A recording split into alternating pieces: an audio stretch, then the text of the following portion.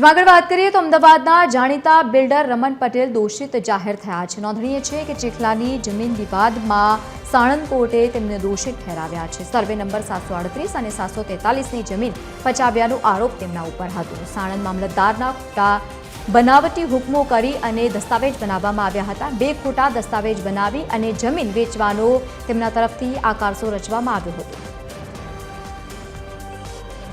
વધુ માહિતી સાથે સંવાદદાતા ભાવેશ રાજપૂત જોડાયા છે। ભાવેશ, અમદાવાદના જાણીતા બિલ્ડર રમણ પટેલ દોષિત જાહેર થયા, શું વધુ માહિતી?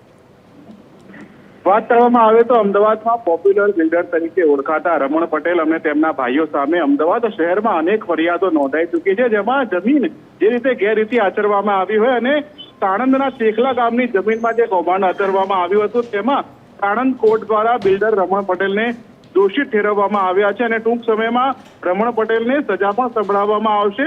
સર્વે નંબર 738 અને 743ની જે જમીન હતી તે રમણ પટેલ દ્વારા પચાવી પાડવામાં આવી હતી, તે પ્રકારનો આક્ષેપ થયો હતો અને સાણંદ મામલતદારના ખોટા બનાવટી હુકમો બનાવીને દસ્તાવેજ કરવામાં આવ્યા હતા અને બે ખોટા દસ્તાવેજ બનાવી આ જમીન પચાવી પાડવાનો મામલો હતો, જેમાં કોર્ટે રમણ પટેલને દોષિત ઠેરવ્યા છે। જી બિલકુલ, આભાર સમગ્ર માહિતી સાથે જોડાવા બદલ। તો સર્વે નંબર 738 અને 743ની જમીન તેઓએ પચાવી પાડી હોય તેવો આરોપ લગાવવામાં આવ્યો હતો।